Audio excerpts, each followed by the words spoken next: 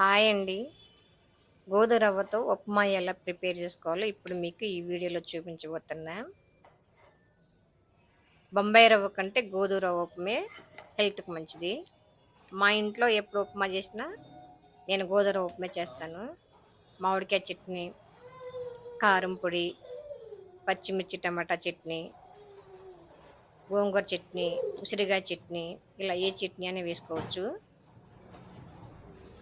ఉప్మా కోసం నేను 2 గ్లాసుల రవ్వ తీసుకుంటున్నా. దీన్ని కడగడం, వేయించడం లాంటి అవసరం లేదు. పచ్చిమిర్చి 2 పచ్చిమిర్చి సన్నగా తురుముకోవాలి. కరివేపాకుని క్లీన్ చేసి పెట్టుకోవాలి. ఒక ఆనియన్ సన్నగా తురుముకోవాలి. రవ్వ 2 గ్లాసులే కాబట్టి ఒక ఆనియన్ సరిపోతుంది. కూరలు కట్ చేసుకోవడానికి వుడ్ కట్టరే మంచిది. ప్లాస్టిక్ కట్టర్ హెల్త్కి మంచిది కాదు. ఎందుకంటే మనం కట్ చేసేటప్పుడు చాకు ఆటోమేటిక్గా కట్టకు టచ్ అవుతుంది. ఇప్పుడు అల్లం క్లీన్ చేసుకొని అల్లం కూడా సన్నగా తురుముకోవాలి. ప్లాస్టిక్ కడుపులోకి వెళ్తే హెల్త్ మంచిది కాదు కాబట్టి వుడ్ కట్టర్ వాడుకోవడమే బెటర్. టమాటా కూడా సన్నగా తురుముకోవాలి.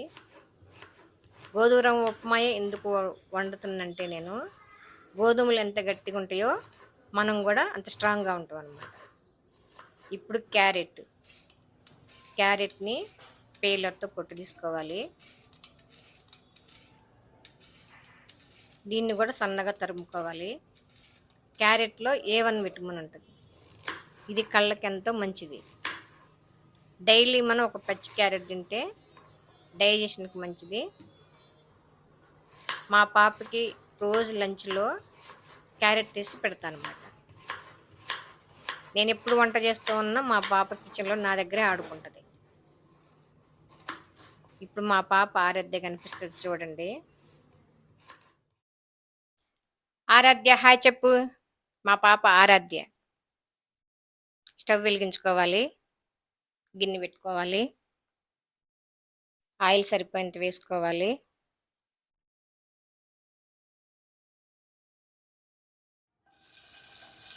పచ్చిమిర్చి యాడ్ చేసుకోవాలి. తురిమి పెట్టుకున్న ఉల్లిపాయలు వేసుకోవాలి.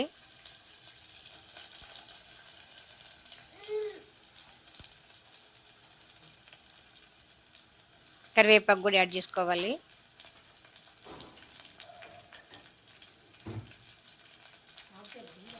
ఒక స్పూన్ తాలింపు గింజలు వేసుకోవాలి.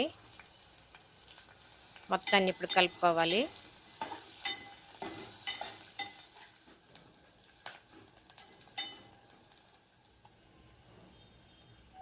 అల్లం, టమాటో, క్యారెట్ యాడ్ చేసుకోవాలి.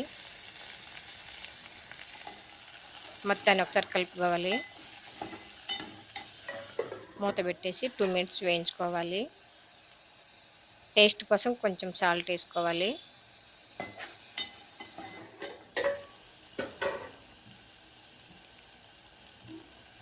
దోరగా అయినాయి కాబట్టి వాటర్ ఇప్పుడు యాడ్ చేసుకోవాలి.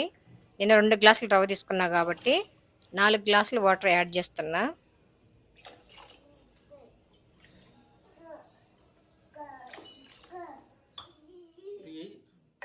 మూత పెట్టేసి మీడియం ఫ్లేమ్లో 5 నిమిషాలు ఉడికించుకోవాలి. టేస్ట్ కోసం కొన్ని పల్లీలు. వాటర్ మరిగింది కాబట్టి రవ్వ యాడ్ చేసుకోవాలి. ఒకసారి కలుపుకోవాలి.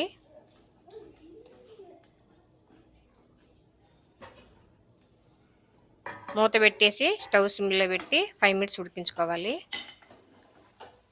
ఉప్మా రెడీ అయిపోయింది.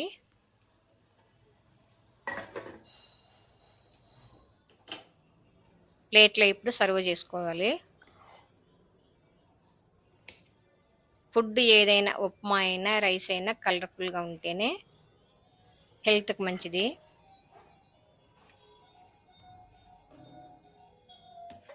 చట్నీ వేస్తున్నా ఇప్పుడు.